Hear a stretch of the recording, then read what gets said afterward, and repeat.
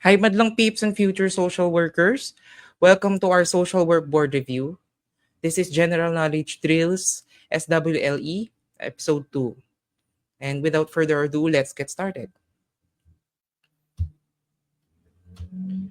Uh, we started with episode 1 last week. So kung hindi nyo pa napapanood yun, might as well view that on my YouTube channel para may continuity siya.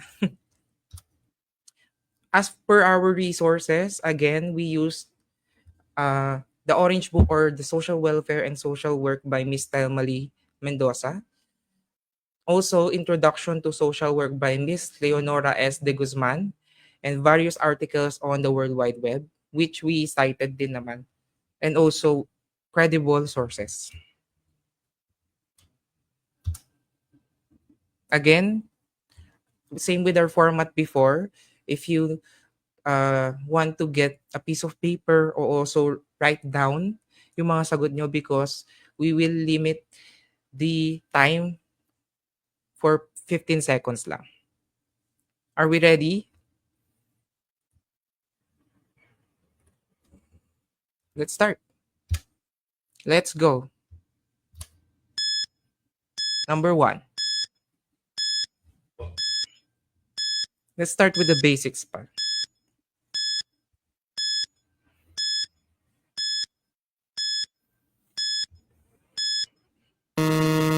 Number 2.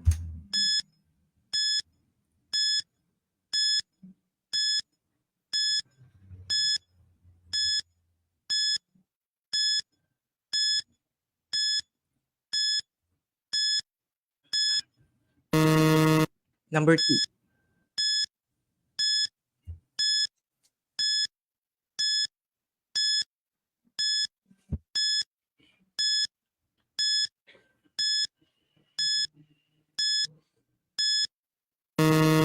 Number 4.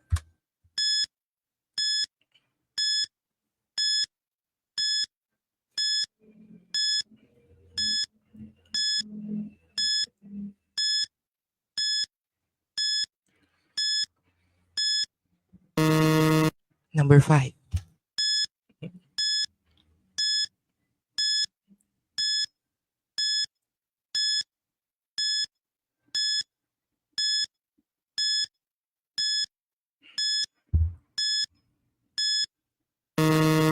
Number 6.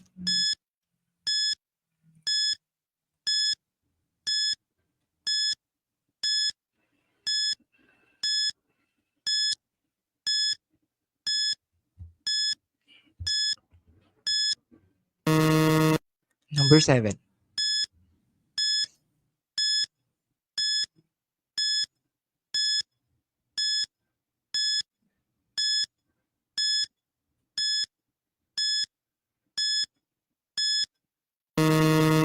Number 8.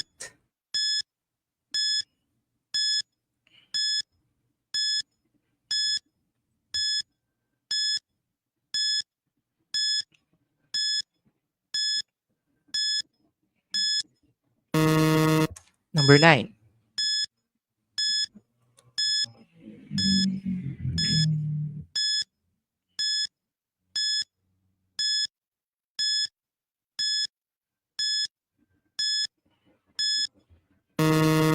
Number 10.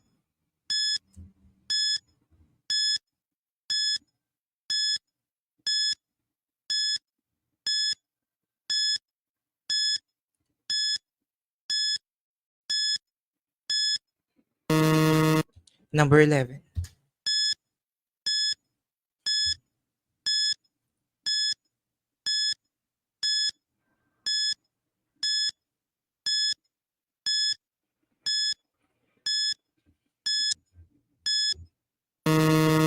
Number 12.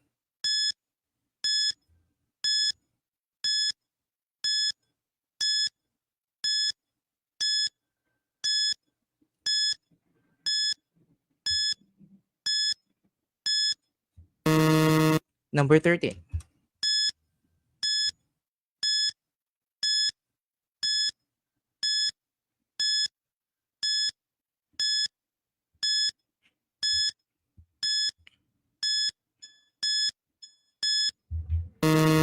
Number 14.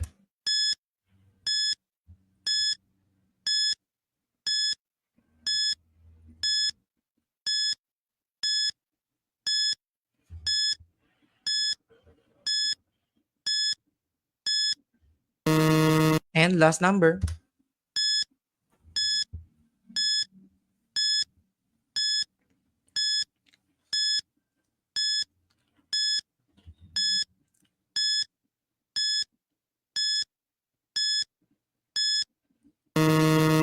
All right. We're done with the presentation of the questions. Kamusta? Nadalian ba kayo?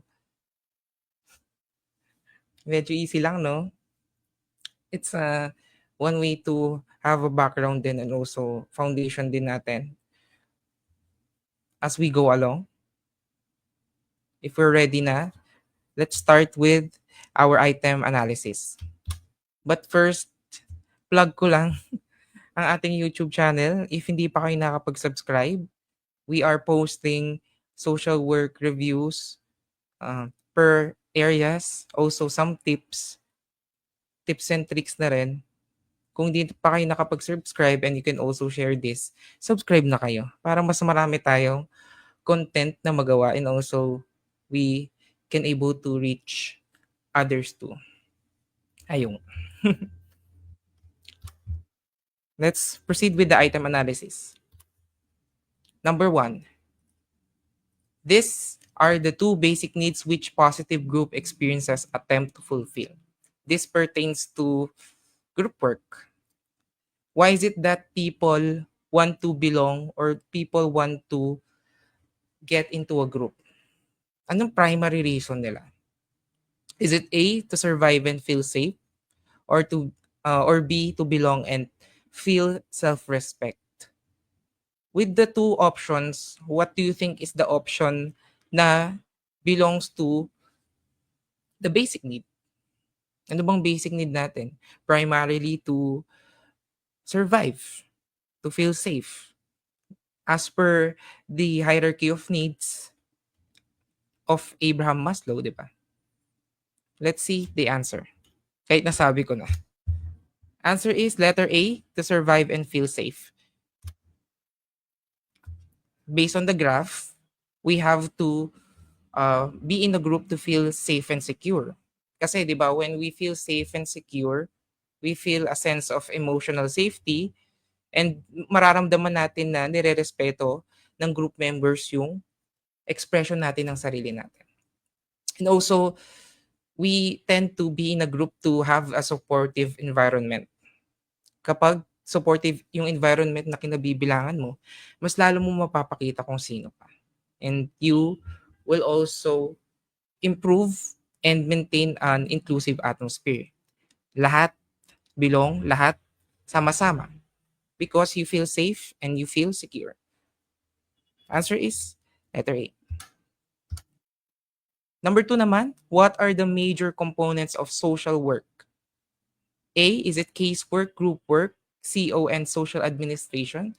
Or letter B, person, problem, worker, and process? Ano dyan sa dalawa? Major components.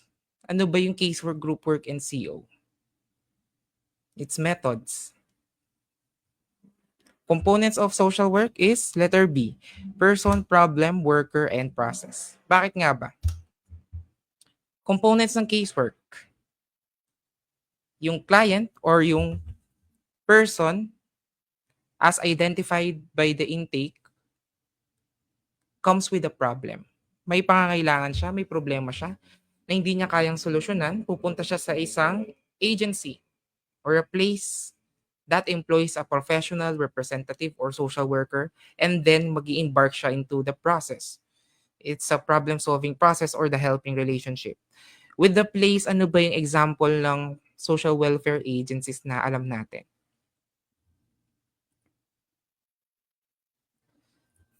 Na-pressure po ako sa beep sound, Sir Andre. That's the idea. Kailangan, we have the time pressure. Kasi sa board, di ba, parang mas maganda na 1 minute lang yung nilalagay mo sa isang question. But it depends on you. There are questions na madali. and masasagot mo siya upfront. May mga questions na kailangan pag-isipan, especially those questions na mahahaba. And I like that incorporate natin yung pressure, 'di ba?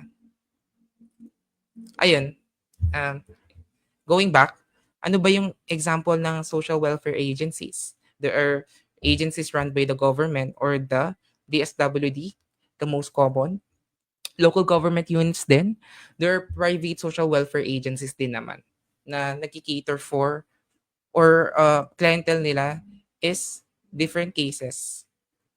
Yun yung mga non-profit organizations. May mga social work agency din naman and also auxiliary social work agency. Yung mga hindi mainly social workers yung mga ano nila staff but they employ social workers. Moving on.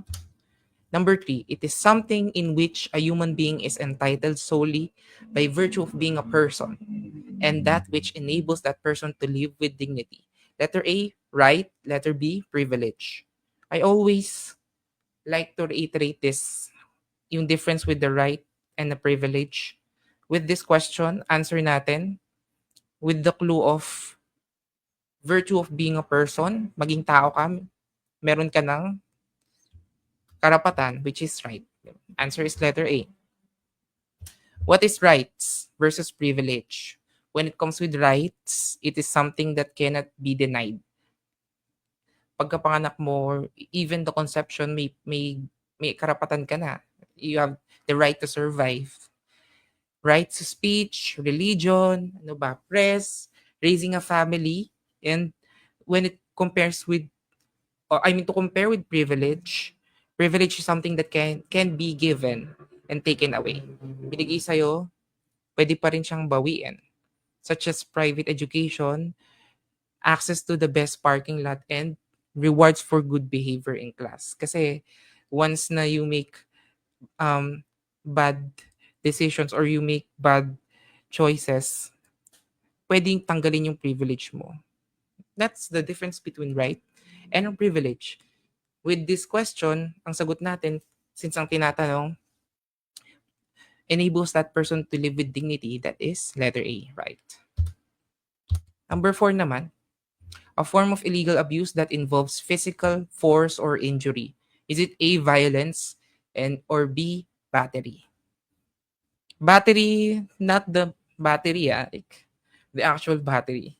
We're pertaining to battery as stated by Republic Act 9262 or the Anti-Violence Against Women and Their Children. What's the answer? Thank you for the heart reacts. Miss Mary Chris, thank you for the support. Answer natin, when we compare this option, meron dyan na very broad. No? Violence is very broad. Ano bang types of violence?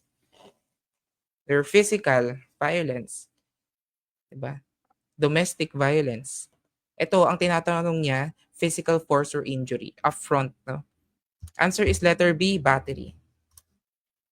Battery is the criminal act of intentionally touching or applying force to the body of another person in an offensive manner. Pag kinumpara natin yung assault versus battery, ang pagkakaiba niya, when you commit assault, it's a threat to cause harm to other people. Kapag battery naman, it's the actual harm. And going back to the option, domestic violence is a broad term. Battery is just one crime.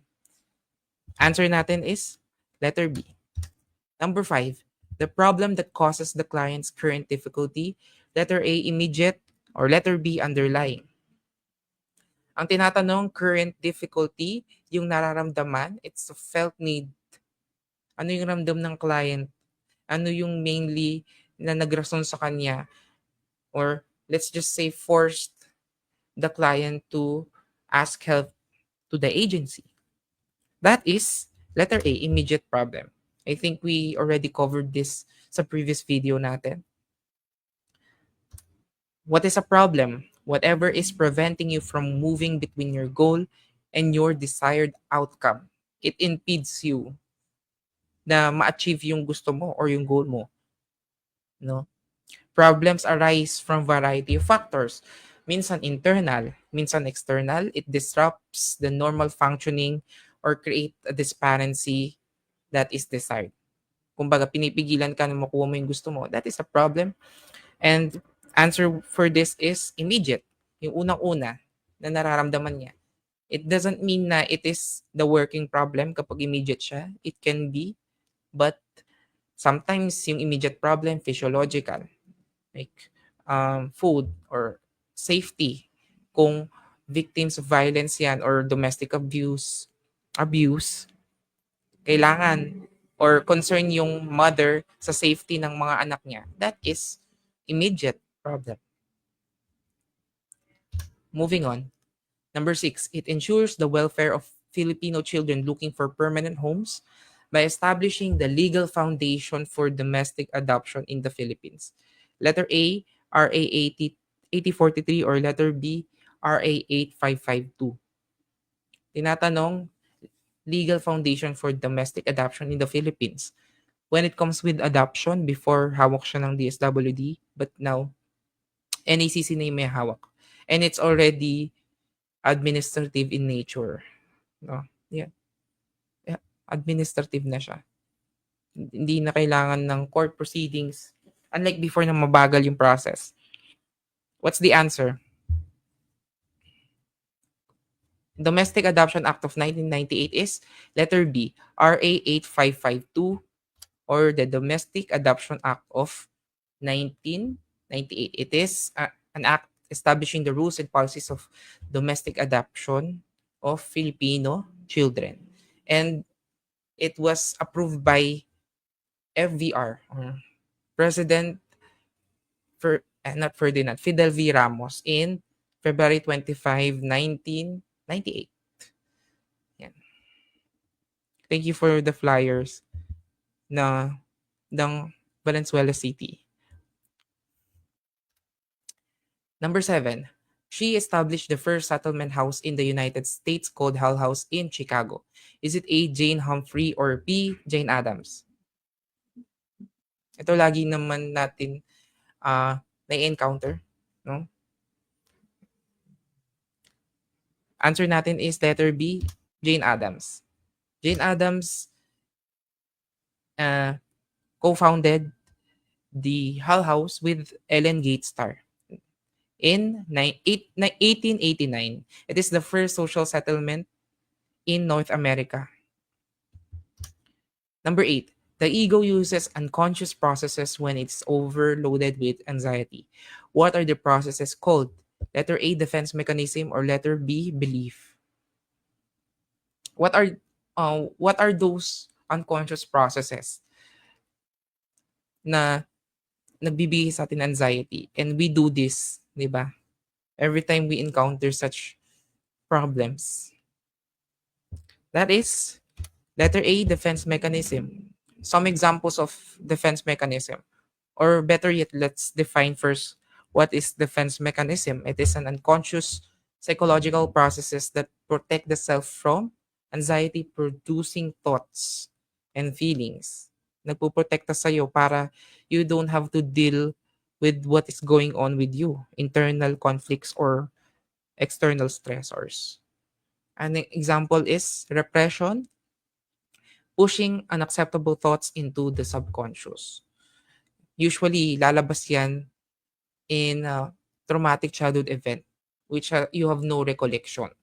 It's something that happened to you in the past na nangyayari sa'yo now, in the present. Denial is refusing to acknowledge painful realities.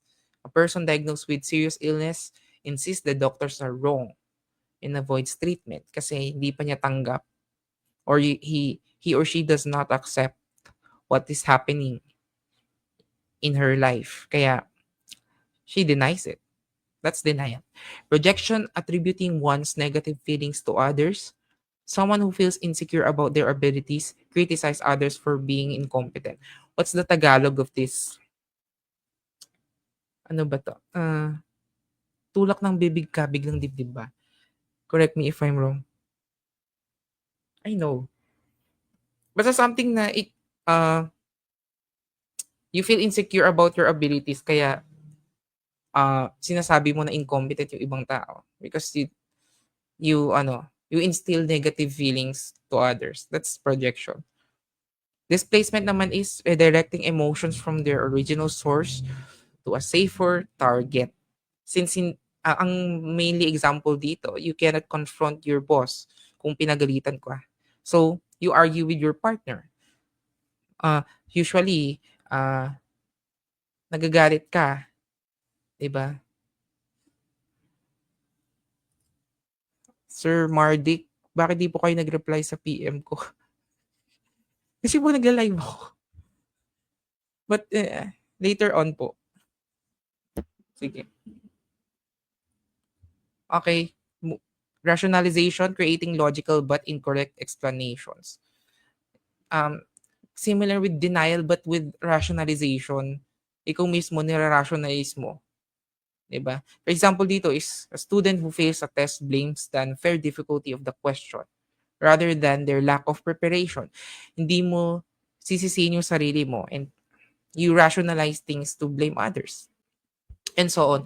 Kapag nasa human behavior and social environment na tayo, we will discuss different defense mechanism. But that is just some of them. Number 9, this is positive Filipino value where people share their tasks or burdens in order to reduce their own workload and complete the work more quickly. Letter A, gaya-gaya, or letter B, bayanihan. This is a no-brainer when we see sharing tasks, burdens to reduce workload, to uh, to champion cooperation, 'di ba? That's gaya gaya tuloy. That's bayanihan because gaya-gaya is imitation, 'di ba? That's two different things. Nakikita naman natin with the photo, nagtutulungan sila buhatin yung that's nipahat, 'di ba? Or not. Yung taas nung kubo. I don't know the term, but bayanihan is a Filipino tradition of communal unity and cooperation. Yeah? It it promotes mutual support, no, and community resilience despite everything na nangyayari, especially in times of disaster. Magtutulungan for common good. Number 10, when it is structurally and culturally insufficient or unconnected, it causes an imbalance between the individual's needs, objectives, and capacity to perform. Letter A, social dysfunction, or B, social environment. Kung titingnan natin yung tanong, papalitan lang natin yung isang term, magiging social functioning na siya. 'Di ba? It's the imbalance and insufficient or unconnected. No? Those are negative terms. Ibig sabihin, we have to look for the negative term with the options. This also applies kapag marami yung option natin or kung apat siya. With this question or with these episodes, dalawa lang kasi. Answer natin is letter A, social dysfunction. Why do we bakit tayo nakaka-experience ng social dysfunction? It is the tension in the social system. Something is dysfunctional, no? It's impairment of social functioning. Hindi ka makapag-function, hindi mo ma-provide yung roles mo or social roles mo in your family, in your community, in your work, 'di ba? Or the society as a whole. And our job as a social worker and for you future social workers is to identify the root cause of those social dysfunction, to provide intervention to restore their social functioning. Ano ba? And to also prevent future dysfunction. 'Di ba? Ang goal naman natin hindi lang one shot or band-aid solution. We have to provide intervention as well as make sure na magiging sustainable yung gagawin natin. And that's a whole different topic na di-discuss natin as we go along. Answer is social dysfunction. Number 11 naman, translated as community, it primarily stresses shared values where people believe in proper conduct and accountability. Letter A, Gemeinschaft, or letter B, Gesellschaft. Naalala ko to kasi um, isa tong concept na lumabas din sa boards. No? Medyo ano siya, hindi siya, I mean, hindi siya ganun ka-familiar with um, other reviews or students na rin. Ano bang sagot natin when we hear Gemeinschaft or Gesellschaft? Kapag community ang pinag-uusapan, shared values, that is Gemeinschaft. Let's compare them. What is Gemeinschaft and Gesellschaft? Gemeinschaft, often translated as community, individuals bound together by common norms because of shared physical space and shared beliefs. It refers to a community characterized by strong personal connections, no? Magkakasama, traditional bonds. Kapag kasi Gesellschaft, it is translated as society, self-interest as the primary justification for membership. It's impersonal, it's contractual, and also individual self-interest. May kailangan kayong ma-fulfill. Kaya nag-bond kayo together. Imagine natin if it's Gemeinschaft, it's a close-knit village or family. No? Gemeinschaft family, kapag Gesellschaft naman, it's larger. It's a modern city. Or it's the whole nation itself. I hope that's clear, no? Pag Gemeinschaft, family. Kapag Gesellschaft, large city or nation. No? Alright. Number 12, which president was the first to hold the position of DSWD secretary? Is it letter A, Gloria Macapagal Arroyo, or B, Corazon Aquino? This is a factual knowledge or factual question. No? What's your guess? First president to hold the position of DSWD? Answer is letter A, Gloria Macapagal Arroyo, or GMA. Arroyo began her term as vice president on June 30, appointed by Estrada, and has had the concurrent position in the cabinet as Secretary of Social Welfare and Development. Answer natin is Gloria Macapagal Arroyo. Number 13. Welfare provision is often seen as being for the poor. Is it letter A, residual welfare, or letter B, institutional welfare? Being for the poor, focus for the poor. Anong kind of welfare yan?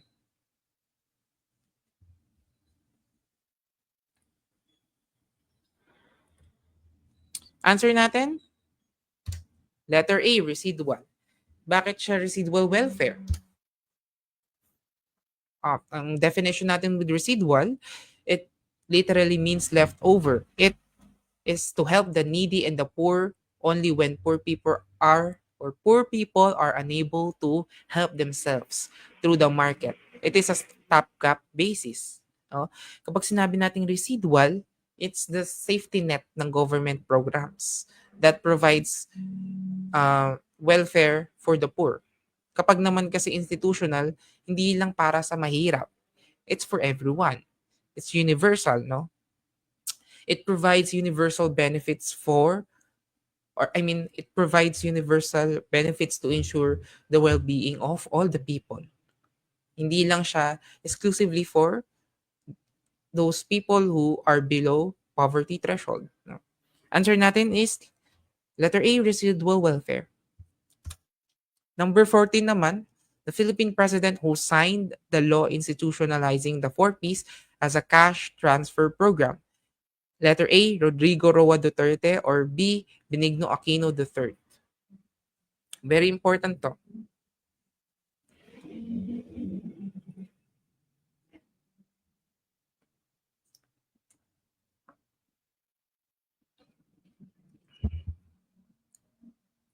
Anong sagot natin? Letter A, Rodrigo Roa Duterte. PRRD signs law institutionalizing 4Ps. It is the Republic Act number 11310 or the 4Ps Act. Ano ba yung 4Ps Act natin? It It is a national poverty reduction strategy that's mainly a conditional cash transfer for the poor. One of the goals or other goals of the program is to improve health, nutrition, and also the education. That's the four P's law. And last number for this episode, the poverty alleviation program of the government that has two objectives: social development and social assistance. Is it A, 4Ps, or letter B, SLP? As we've mentioned na, one of the goals of the 4Ps program or the two objectives is social development and social assistance. Answer natin, letter A, 4Ps. It is a human development measure of the national government that provides conditional cash grants to the poorest of the poor. Highlighted natin yan. Poorest of the poor to improve the health, nutrition, and education of children aged 0 to 18. Some of the programs of 4Ps is the health checkups for pregnant women, deworming of school children, enrollment of children in daycare, and also family development sessions. It improves or it aims to improve these aspects of the lives of beneficiaries, particularly the children, para magkaroon sila ng bright and better future. That is the 4Ps program. Ayun, natapos na natin ang 15 questions natin for this episode. And I will leave you with a quote. Courage is not having the strength to go on. It is going on when you don't have the strength. That is Theodore Roosevelt. Yeah, kahit courage is not, I mean, when we say courage, it doesn't mean na matapang ka. It doesn't mean na you have to be strong or you have to be immune. It's something na mas ma-appreciate mo siya when we say na nagkakaroon ka ng problems with your life and despite those problems, tuloy-tuloy ka pa rin. That's courage, being courageous. That's from Theodore Roosevelt. And additional promotion na rin with our YouTube channel. If hindi ka pa nakakapag-subscribe, we are posting tips, we are posting areas na for social work review, everything na even drills, 'di ba? And this episode then or not episode but series of general knowledge drills. Abangan natin, I will be uploading this also with our YouTube channel. And thank you so much for listening. Thank you for lending your time, no? And I hope may natutunan tayo na madadala natin as we go along our journey to become a future social worker. And thank you so much for watching again and have a great night and good luck with everyone. Bye for now.